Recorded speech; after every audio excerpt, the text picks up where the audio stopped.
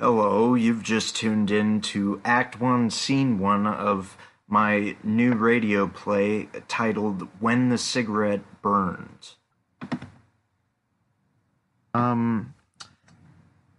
There are no new characters arriving besides Sean Trask, who's scarcely described. All we really know is that he's not to be trusted. That's all you really need to know about the character. There's Frank, and there's who hasn't changed much, and there's Jesse, who has gone from a 10-year-old to a 17-year-old. It is now 1990. This is Act 1, Scene 1, 1990, The Theft. And of course, when I say was, I'm referring to a prologue, which I haven't published yet. I think I'm going to do that later. It seems to distract from the story. Maybe I'll put it someplace else. So, anyways, I recorded this before that. Part 1. Interior. Monroe High School, main office, a large, badly rounded area that was painted and floored in dark gray. There were a variety of secretaries and or their assistants' desks open to query from the public. The school was home to 5 principals, which you could schedule to see by talking to the secretary. Jesse Christ sat in the flimsy chairs available in their waiting area. Sean Trask chose to start pacing. They had been kicked from class for laughing. The employees of the office were absent. All of a sudden, Sean's eyes caught something. "Jesse," Sean said without looking away. Sean signaled for Jesse to come over to where he was at. Jesse started over to him, but Sean put up his hands in caution. "Shh!" They were both looking at the lead secretary's writing area from an angle.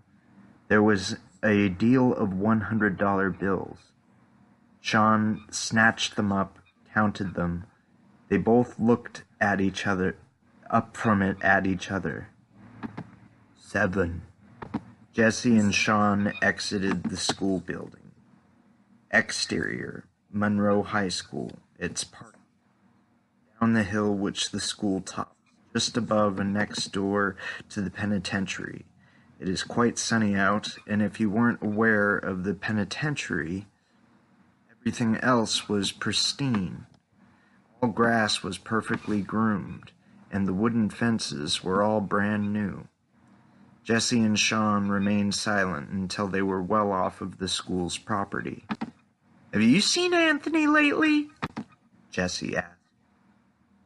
"Might be able to see him later over in the center." Sean referred to the centerpiece of a traffic roundabout at the bottom of the hill. The center wasn't in fact an island at all, but a peninsula. There were a few businesses at the tip of the thing, and then it went off on either side to small houses, which were often split up by 2 or 3 families. "Think the store will sell us some reds?" "I got a couple. Here. Can we take a rest on that fence over there?" "Why? Don't you want to get the fuck out of here?" "Sheriff goes to my church. Always give me shit for smoking, man." Jesse and Sean lit cigarettes leaning against the brand new fence. "What should we do with the money?" "Smoke weed," Sean and Jesse both respond. End scene. Act 1, Scene 2, 1990, The Theft, Part 2. Exterior, Monroe, just past center, a park with healthy grass and clean benches. Aside from Jesse and Sean, there was no longer anyone around. They smoked premium marijuana from Jesse's small metal pipe. Okay, I gotta tell you this. So the other night, I was making it with Floppy," Sean said to him. to Jesse. "Fucking floppy vagina," Jesse chimed. They chuckled. Yeah, I know. I don't have to feel ashamed in front of you. Believe me, I'm ashamed enough for myself. Jesse and Sean smirk. Okay, so we're macking hard.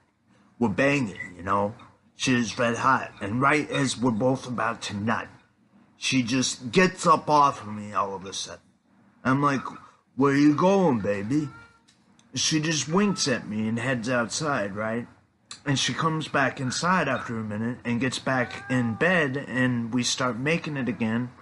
I think nothing of it. I figure she went to go have a cigarette or something, right?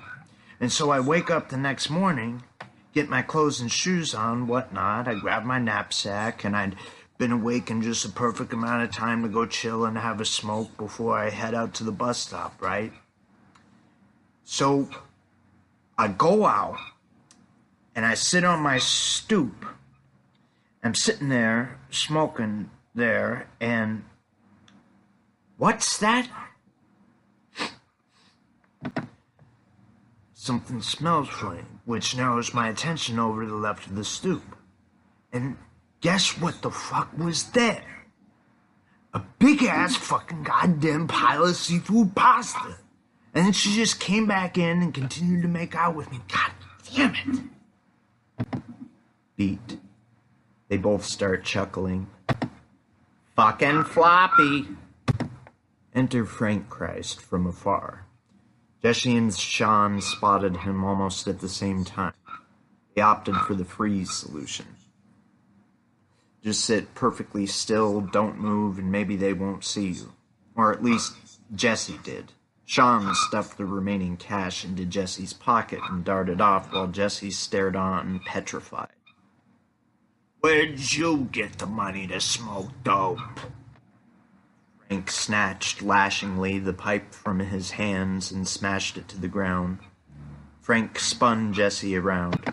"Let me see your fucking pockets." Frank found the bills and stuffed them into his own pocket. Frank grabs on Jesse's outer ear very harshly. When they reached Frank's Oldsmobile, Jesse's ear hurt so much that he cried. Frank climbed around the car to the driver's seat. Frank adjusted his rearview mirror to see the pain in Jesse's tears. Frank's face grimaced, disgusted. "Don't fool yourself. Nobody feels bad for you." Beep. "You'll be thanking me when whoever you took this money from comes a-knocking. If you keep this crap going, your faggot ass will get expelled." Beep. Crying, Jesse pleaded. "Don't hit me, Dad. Please don't hit me anymore." Frank puts the cigarette he had rolled to his lips and lights it. "I said don't fool yourself. Nobody feels bad for you. Pity won't be your way in this family, but we're almost home. Perhaps you can find a tree to hide your shameful hide." Frank smiles to himself. He rubs on his crotch while watching the boy in the mirror. He was able to hide this somewhat under his hunting cap. End scene. End story.